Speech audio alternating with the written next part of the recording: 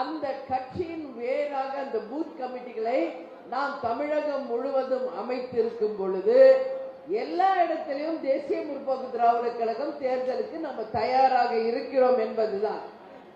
இன்னைக்கு கலெக்டர்கள் எல்லாமே வியந்து போகின்ற அளவு ஆளும் கட்சிக்கும் ஆண்ட கட்சிக்கும் சமமாக ஒரு கட்சி இன்னைக்கு பூத் கமிட்டி அமைத்திருக்கிறது என்றால் அது நமது தேசிய முற்போக்கு திராவிட கழகம். அந்த பெருமையும் வெற்றியும் உங்கள் ஒவ்வொருவரையும் சேரும் என்பதை இந்த நேரத்தில் நான் மனப்பூர்வமாக வாழ்த்துறேன். சற்றேறக்குரிய 1 இயருக்கு மேல நான் மாவட்ட செயலாளர் மீட்டிங் நடக்கும்போது நீங்க டெய்லி தலைமை அலுவலகத்திற்கு வரும்போது எல்லாம் உங்களை பார்த்து நான் கேட்பேன், பூத் கமிட்டி அமைச்சாச்சா, பிஎல்ஏ கொடுத்தாச்சா, தேர்தலுக்கு தயாராக இருக்கிறீர்களா என்று தொடர்ந்து நான் கேட்பேன். அப்ப கூட நான் சொன்னேன், இப்ப போடும்போது கொஞ்சம் சிரமமா இருக்கும், ஆனால் சிரமம் பாராமல் இதை முடிக்கும் பொழுது காலரை தூக்கி விட்டு நாங்களும் கெத்து கட்சி தான் அப்படின்னு நீங்க எல்லாம் தலை நிமிர்ந்து கம்பீரமாக நடக்கின்ற ஒரு நிலை அது வரும் அப்படின்னு நான் சொன்னேன். சோ இன்னைக்கு அந்த நிலை வந்திருக்கிறது. அதுக்கு தான் நம்ம அத்தனை பேரும் சேர்ந்து இந்த வெற்றியை இன்னைக்கு ஆலோசனை கூட்டமாக கொண்டாடிட்டு இருக்கோம். உங்கள் ஒவ்வொருவரின் உள்ளத்தை தேடி உங்கள் அந்நியார் இன்னைக்கு உங்க இந்த ஆலோசனை கூட்டத்தில் கலந்து கொள்ள வந்திருக்கிறேன். தலைவருடைய ரத யாத்திரை தமிழ்நாடு முழுக்க செல்லும் இடமெல்லாம் அனைவரும் வரவேற்கக்கூடிய அளவு, போற்றக்கூடிய அளவு மிக சிறப்பாக தமிழ்நாடு முழுக்க இருந்துச்சு. நீங்க எல்லாம் யூடியூப்லயும் சேனல்ஸ்லயும் பார்த்திருப்பீங்க. தலைவர் அவர்கள் ஒப்பற்ற ஒரு தலைவர், சிங்கநிகர் தலைவர். அவருடைய தைரியம், கம்பீரம் இன்னைக்கு யாருமே அந்த மாதிரி ஒரு தைரியமான ஒரு தலைவரை நாம் பார்க்க முடியாது என்று உதாரணமாக வாழ்ந்தவர். தன்னுடைய வாழ்நாளில் மக்களுக்காகவே வாழ்ந்து ஒரு ரோல் மாடலாக இருந்தவர் நமது கேப்டன் அவர்கள். கருப்பு எம்ஜிஆர் என்ற பெயர் அவருக்கு மக்கள் கொடுத்தது, நம்ம கொடுக்கல. ஏன்னா புரட்சி தலைவர் எம்ஜிஆரை தன் வாழ்க்கையில ரோல் மாடலா எடுத்துக்கிட்டு ஒரு மனிதர் வாழ்ந்தா எப்படி வாழணும் என்பதற்கு ஒரு இலக்கணமாக கேப்டன் எம்ஜிஆர் மாதிரி ஃபாலோ பண்ணி வாழ்ந்தார். அது எல்லாருக்கும் தெரியும். இன்னைக்கு நம்ம தலைவர் எங்கும் போல நம்ம கிட்ட தான் இருக்கார். நம்ம ஒவ்வொருவருடைய ரத்தத்திலும் உணர்விலும் மூச்சிலும் நம்மளுடைய ஒவ்வொரு நாடி நரம்பிலையும் நம்மளோட கலந்து இருக்கிறார் நம் தலைவர் அவர்கள். அதனால நான் எல்லா இடத்துலயும் சொல்றதுதான், இப்ப உங்ககிட்டயும் சொல்றேன், கேப்டன் ஒருவர் தான். ஆனா தமிழ்நாடு முழுக்க லட்சக்கணக்கான கேப்டன்களை அவர் உருவாக்கி விட்டு தான் போயிருக்கிறார். இன்னைக்கு நாம சென்னை சிட்டியில இருக்கோம். இன்னைக்கு தமிழ்நாடு முழுக்க நம்மளுடைய கழக நிர்வாகிகள், தொண்டர்கள் எவ்வளவு பேர் இருந்தாலும் அடிக்கடி உங்களை எல்லாம் தலைமை அலுவலகத்தை வர வச்சு எல்லாருக்கும் தலைவர்களுக்கு பூ போடுறதா இருக்கட்டும், ஒரு வணக்கம் செலுத்துவதா இருக்கட்டும், கொடி நாளாக இருக்கட்டும், எந்த ஒரு நிகழ்ச்சியாக இருந்தாலும் உங்களோட சேர்ந்து அந்த விழாவை கொண்டாடுவதில் தேசிய முற்போக்கு திராவிட கழகம் பெருமை அடைகிறது என்பதை இந்த நேரத்தில் நான் சொல்ல கடமைப்பட்டிருக்கேன். அதான் தலைவர் எங்கும் போல தலைவர் ரூபத்தில் உங்களை நான் பார்க்கிறேன், உங்கள் ஒவ்வொருவரை நான் பார்க்கிறேன். கேப்டன் இன்னைக்கு கரை வேட்டி கட்டி ஒரு சிங்கநிகர் தலைவரா உங்களுக்கு எல்லாம் வாழ்ந்துட்டு போயிருக்கார். கரை வேட்டி கட்டிய நீங்கள் அனைவருமே கேப்டன்கள் தான் என்பது உங்கள் அந்நியார் நான் பெருமையோடு இந்த நேரத்தில் சொல்ல கடமைப்பட்டிருக்கேன். நீங்க எல்லாமே எனக்கு கேப்டன் மாதிரி தான். நீங்க எல்லாருமே கேப்டனின் மறு உருவங்கள் தான். இதுல எந்த மாற்று கருத்து யாருக்கும் கிடையாது. நம்ம எல்லாம் ஒன்னு இன்னைக்கு சிட்டியில நீங்க எல்லாம் இருக்கீங்க. நம்ம ஒன்னும் டாட்டாவோ பிர்லாவோ அதானியோ அம்பானியோ கிடையாது.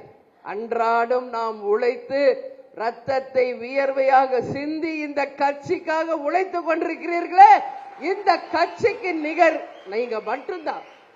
எனக்கு தெரியும், நீங்களாம் நினைக்கலாம் அன்னைக்கு எப்படி தெரியும் நம்ம எப்படி இருக்கோம். அப்படி கிடையாது. உங்க அண்ணி இருக்கிற மாதிரி தான் இருக்கும். எல்லாரும் லைஃப் எப்படி இருக்கீங்க, எப்படிலாம் நீங்க உழைச்சு உங்களுடைய குடும்பத்தையும் இந்த கட்சிக்காக நீங்க எல்லாரும் ஈடுபட்டு இந்த கட்சியை உங்கள் உயிருக்கு இணையாக வளர்த்து கொண்டிருக்கிறீர்கள் என்பது எனக்கு தெரியும். இந்த நேரத்தில் உங்களுக்கு எல்லாம் நான் நன்றி சொல்லன்னு வேற எப்ப சொல்ல முடியும்? உங்க எல்லாருக்குமே என்ன சொல்றேன், உங்க அத்தனை பேரையும் நம்மளுடைய தொண்டர்களாக நாங்கள் பெற்றதுதான் எங்கள் வாழ்க்கையிலே நாங்கள் பெற்ற பாக்கியமாக இன்னைக்கு கருதுகிறோம். கேப்டன் எப்பவுமே சொல்வார், நான் தலை குனிந்தாலும் என் தொண்டரை தலை குனிய வைக்க மாட்டேன் என்று சொல்வார். எல்லாம் தைரியமா இருங்க, கம்பீரமா இருங்க, நெஞ்ச நிமித்தி அப்படி நில்லுங்க. நீங்க எல்லாம் கேப்டனுடைய தொண்டர்கள், கேப்டனுடைய மறு உருவங்கள் நீங்கள். அதனால இன்னைக்கு ஒரு அப்பளுக்கு இல்லாத ஒரு நேர்மையான உண்மையான ஒரு நாட்டுக்கு இப்படிதான் ஒரு கட்சி இருக்கணும் என்பதற்கு இலக்கணமாக இன்னைக்கு நாம் வாழ்ந்து கொண்டிருக்கிறோம். ராணுவ கட்டுப்பாட்டிற்கு இணையான ஒரு கட்சி நமது தேசிய முற்போக்கு திராவிட கழகம். நம் தலைவர் அவர்களே நம்மளை எப்படியெல்லாம் வழி நடத்தி இந்த கட்சியை ஒரு கட்டுப்பாட்டோட கொண்டு போயிருக்கிறார் என்பதற்கு இன்னைக்கு தேமுதிக ஒரு உதாரணம். கடலூரில் நடந்த பாசார் மாநாடு இன்றளவும் தமிழகத்திலே எந்த ஒரு கட்சியும் செய்ய முடியாத அளவு சொந்த உழைப்பில் நீங்களே வாகனங்களை வைத்துக் கொண்டு நீங்களே உணவு கட்டி கொண்டு காலையிலே 10:30 மணி வரைக்கும் அங்கேயே இருந்து அந்த மாநாடை வெற்றி மாநாடாக செய்து தமிழ்நாடுல இந்தியாவில உலகத்தையே திரும்ப பார்க்க வச்சிருக்கீங்களே, உங்களுக்கு எல்லாருக்கும் hats off to you all. ஏன்னா இது ஒன்றும் சாதாரண இல்லை. இன்னைக்கு மற்ற கட்சியெல்லாம் ஒரு மீட்டிங் வச்சா கூட நம்ம எல்லாம் பார்த்துட்டு இருக்கோம், டெய்லி நம்ம ஃபீல்டுல இருக்கோம். நம்ம ஒண்ணு 4 ரூம்குள்ள உட்காந்து அரசியல் பண்ணிக்கல, களத்தில் இருக்கிறோம், மக்களோடு மக்களாக இருக்கிறோம். அனைத்து தமிழகத்தில் இருக்கின்ற ஒரு தொகுதிக்கும் நாம் நேரடியாக சென்று கொண்டிருக்கிறோம். அந்த வகையில் இன்னைக்கு தேமுதிக தமிழ்நாடு முழுக்க ஒரு நேர்மையான ஒழுக்கமான நியாயமான லஞ்ச ஊழலுக்கு அப்பாற்பட்டு ஒரு சிறந்த கட்சியா இன்னைக்கு வருதுன்னா அந்த பெருமை அத்தனையும் உங்கள் ஒவ்வொருவரை சேருமே தவிர வேற யாரையும் அது சேராது என்பதை இந்த நேரத்தில் நான் பெருமையா சொல்றேன் கட்சியை.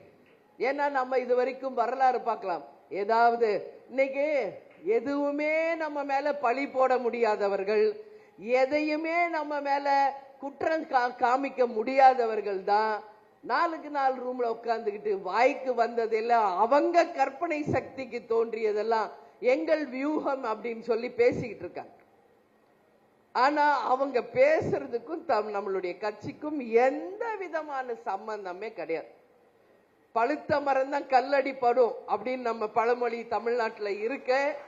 அதனால இன்னைக்கு ஒட்டுமொத்த பேருடைய கண் பட்ட ஒரு கட்சியா எது இருக்குன்னா அது தேசிய முற்போக்கு திராவிட கழகம்.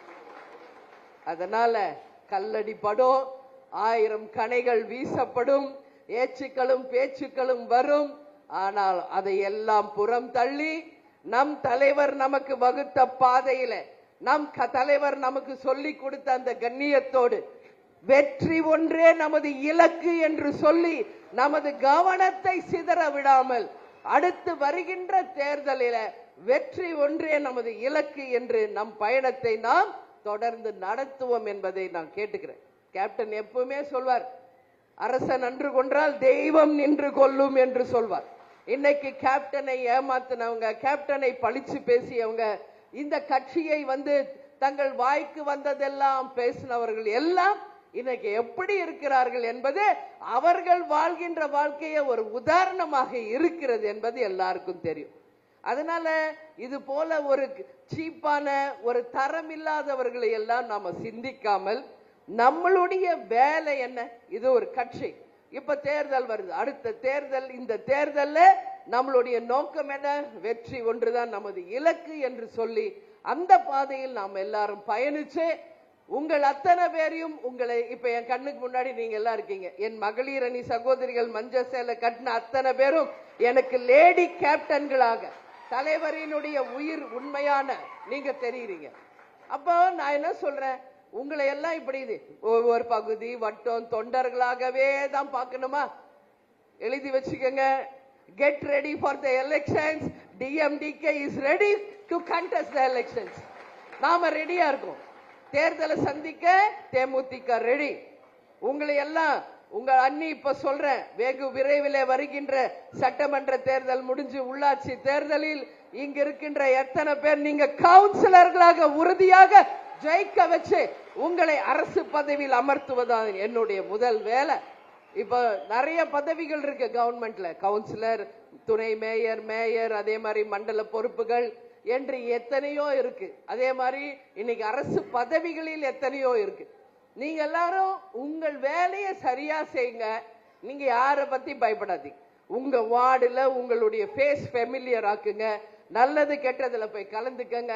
மக்களோட மக்களா தலைவர் நமக்கு சொல்லி கொடுத்த அந்த வழியில மக்களுக்காக இந்த கட்சி நாம் உழைத்து கொண்டே இருக்கணும். நம்மால முடிஞ்ச உதவியை நம்ம எப்பவும் செய்யணும் நம்ம தலைவர் சொல்லியிருக்காரு. அதனாலதான் நாம் இயன்றதை செய்வோம் இல்லாதவருக்கு என்ற ஒரு வாசகத்தையே நமக்கு தலைவர் கொடுத்துட்டு போயிருக்கார். அதனால நிச்சயமாக இன்னைக்கு என்னுடைய நிர்வாகிகள், தொண்டர், நாளைய கவுன்சிலர்கள், நாளைய மண்டல பொறுப்பாளர்கள், நாளைய துணை மேயர்களாக நிச்சயம் நீங்கள் வருவீர்கள் என்பதுல எனக்கு எந்த விதமான டவுட் கிடையாது. உங்களுக்கு யாருக்காவது டவுட் இருக்கா? எல்லாரும் கான்பிடென்டா இருக்கீங்களா? உறுதியா இருக்கீங்களா? எலெக்ஷனுக்கு ரெடியா இருக்கீங்களா? ஏன் நான் இதை கேட்கிறேன்னா உங்களுக்கு எல்லாம் தெரியும். ராஜ்யசபா எலெக்ஷனுக்காக டேட் இன்னைக்கு அறிவிக்கப்பட்டுள்ளது. அதாவது 26ஆம் தேதி வேட்பு மனு தாக்கல் செய்யப்பட்டு 5ஆம் தேதியோடு அந்த ஸ்க்ரூட்டனி முடிஞ்சு மார்ச் 16ஆம் தேதி ராஜ்யசபா தேர்தல் நடக்க இருக்கிறது. அன்று மாலையே அதுக்கான ரிசல்ட்டும் வர இருக்கிறது என்பதை இந்த நேரத்தில் நான் சொல்றேன். அதே போல இறுதி வாக்காளர் பட்டியலும் வெகு விரைவிலே அறிவிக்க இருக்காங்க. நமக்கு தெரிஞ்ச தகவல் படி மிடில் ஆஃப் மார்ச், அதாவது 13 இல்ல 14க்குள்ள நம்மளுடைய தேர்தல் தேதி அறிவிக்கப்பட இருப்பதாகவும் ஒரு தகவல் வருகிறது. ஏப்ரலிலே நிச்சயமாக நம்மளுடைய தேர்தல் வந்துடும். அதனால ஏப்ரல் முடிவதுக்குள்ள, அதாவது சித்திரை மாசம் தமிழ் புது வருஷம் வரதுக்குள்ள நிச்சயம் தேர்தல் முடிஞ்சு ரிசல்ட்டும் வர இருக்கிறது என்பதை இந்த நேரத்தில் சொல்றேன். அங்கிருந்து சரியாக ஒரு 4-5 மாதத்துல எல்லா இடத்திலும், அதாவது கார்பரேஷன்ல நம்மளுடைய எலெக்ஷன்ஸும் ஊரக பகுதியில ஊரக உள்ளாட்சி தேர்தல்களும் நிச்சயம் நடக்கும். அதுல நீங்கள் அனைவரும் வெற்றி பெற வேண்டும் என்பதுதான் ஒரு அம்மாவாக, உங்க அண்ணியாக என்னுடைய ஆசை என்பதை உங்க முன்னாடி நான் சொல்ல கடமைப்பட்டிருக்கேன். நீங்க யாரும் பயப்படாதீங்க. எல்லாருக்கும் பதவிகள், வாய்ப்புகள் சமமாக பகிர்ந்து தரப்படும். இங்க எந்த ஓர வஞ்சனையோ இவர் எனக்கு வேணும் அவர் வேணாம், இங்க ஈகோ எதுக்கும் இடம் கிடையாது. எல்லாரும் இந்த கட்சிக்காக உழைச்சிருக்கீங்க, எல்லாரும் இந்த கட்சிக்காக பயணிச்சிருக்கீங்க. ரசிகர் மன்றத்திலிருந்து இன்னைக்கு வரைக்கும் இந்த கட்சிக்காக, கேப்டனுக்காக உண்மையாக உழைத்து கொண்டிருக்கிற உங்களுக்கு அந்த பதவிகள் தேடி வரும். இங்க அயனாவரம் தான் இப்ப பார்சாதி சொன்ன மாதிரி அதிகமான ரசிகர் மன்றங்கள் இருந்த இடம். அது மட்டும் இல்லை, இங்க நான் சொல்றேன், இந்த தேர்தலுக்கு பிறகு மீண்டும் அந்த வரலாறை தேசிய முற்போக்கு திராவிட கழகம் நிச்சயம் உருவாக்க வேண்டும் என்பதை இந்த நேரத்தில் உங்ககிட்ட சொல்றேன். செல்வம் அப்படின்றவர் தான் அப்போ மிக சிறப்பாக பணியாற்றி இந்த கட்சியை நம்ம ரசிகர் மன்ற காலத்திலிருந்து சிறப்பாக பணியாற்றினார். ஆனா அவர் இப்ப இல்ல. அவரும் கேப்டனோட சேர்ந்து 2 பேரும் அங்கிருந்து அவங்களோட பிளெஸிங்ஸ் நிச்சயமாக நமக்கு எல்லாருக்குமே கிடைக்கும் என்பதுல மாற்று கருத்து நமக்கு ஒண்ணுமே இல்லை. அதனால நம்ம தலைவர் நிச்சயம் தெய்வமாக இருந்து நம்மளை வழி நடத்துவார் என்பதை உங்க முன்னாடி நான் சொல்ல கடமைப்பட்டிருக்கிறேன். எனவே வெகு விரைவில் இன்னும் இருக்கின்ற ஒரு 80% முடிச்சுட்டீங்க. ஒரு 20% பூத் கமிட்டிகளையும் 100% முடிச்சு தலைமை அலுவலகத்திலே அந்த ஃபைலை நீங்க கொண்டு வந்து ஒப்படைக்க வேண்டும் என்று உங்க எல்லாரையும் பார்த்து நான் கேட்டுக்கிறேன். ஒப்படைப்பீங்களா? உறுதியாக வெகு விரைவில் அந்த பணியை நீங்கள் செய்யும் பொழுதுதான் நீங்கள் தான் நாளைய கவுன்சிலர்கள் என்பதை நீங்க இப்பயே டிசைட் பண்ணி வச்சுக்கோங்க. சரிங்களா? அதனால நீங்க யாரும் கவலைப்பட வேணாம். என்னடா அண்ணி இன்னும் கூட்டணியை பத்தியே சொல்லவே மாட்டேங்கிறாங்களே அப்படின்னு பூரா பேர் நினைச்சுக்கிட்டே இருக்கீங்க இல்லையா? எல்லாருடைய எதிர்பார்ப்பு அதுதானே. நம்ம நிர்வாகிகள் ஒரு அமைதியா தான் இருக்கீங்க. இத முன்னாடி வச்சு நிக்கிறாங்க பாருங்க, கேமரா வச்சு. அவங்க தான் ரொம்ப பயங்கர டென்ஷன் ஆகுறாங்க, எமோஷன் ஆகுறாங்க. நம்ம மாவட்ட செயலர், நிர்வாகி, தொண்டர்களும் கூலா இருக்காங்க. ஓகே, அன்னி கரெக்ட் டைம் கரெக்ட் டிசிஷன் எடுப்பாங்க அப்படின்னு நீங்க கான்பிடென்டா இருக்கீங்க.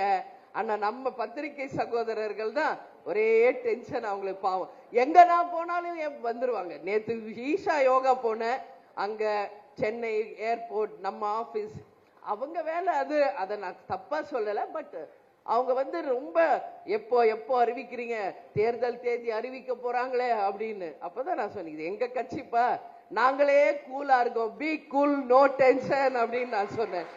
அதனால தேசிய முற்போக்கு திராவிட கழகம் சரியான நேரத்தில் சரியான முடிவை எடுத்து எங்கள் மாவட்ட கழக செயலாளர், நான் எப்பவும் சொல்றதா இப்பவும் சொல்றேன், எங்கள் மாவட்ட செயலாளர்கள், ஒன்றிய நகர பேரூர் கழக கிளை கழக என் கண் முன்னாடி இருக்கின்ற எங்களுடைய பகுதி வட்ட மகளிர் அணி நிர்வாகிகள் யாருடன் கூட்டணி வைக்கணும் நீங்கள் எல்லாம் விரும்பினீர்களோ அந்த கூட்டணி நிச்சயம் இந்த தேர்தலில் அமையும் அமையும் அமையும் என்பதை இந்த நேரத்தில் உங்க முன்னாடி நான் உறுதியாக சொல்ல கடமைப்பட்டிருக்கேன்.